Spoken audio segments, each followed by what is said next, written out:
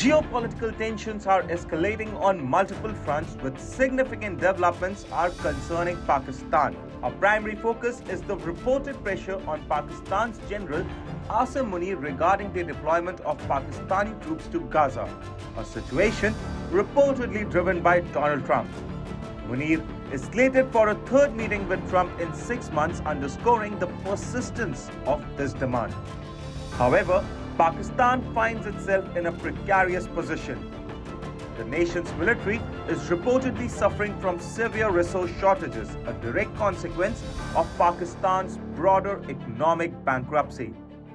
Deploying troops to conflict zones like Gaza is seen as highly challenging, with Pakistani army reportedly lacking the capacity for such an operation. Further concerns include the potential for increased hostility with Arab nations and intensified domestic political pressure on the Shehbaz Sharif and the Munir government. These factors create a complex dilemma for Pakistan as it weighs its options on the international stage. Pakistan's Chief of Army Staff, General Asim Munir, is preparing for a pivotal visit to Washington, D.C., where he is scheduled to hold his third meeting with the U.S. President Donald Trump within a span of just 6 months. The upcoming discussions are primarily centered on a comprehensive 20-point Gaza peace plan proposed by Donald Trump. The core of Trump's initiative involves the deployment of military forces from Muslim-majority nations to facilitate the reconstruction and the transition phases in Gaza subsequent to Israel-Hamas conflict.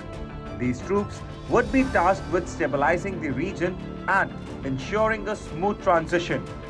However, Pakistan has expressed considerable reservations regarding its potential involvement in the Gaza plan.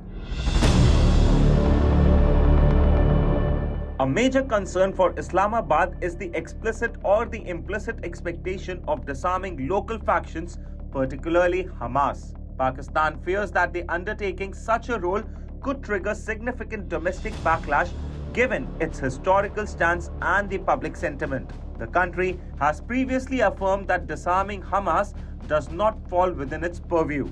This visit is thus expected to cover not only the specifics of the Gaza peace plan and the troop deployment conditions, but also the broader discussions on the security cooperation and the financial aid. For Pakistan, participating in Trump's plan presents an ideological challenge. Pakistan has historically maintained a strong pro-Palestine stance and has been openly critical of Israel. Sending troops to Gaza under the US-backed plan, especially if it involves action against Palestinian troops, would necessitate a careful navigation of Pakistan's foreign policy principles and the domestic political landscape.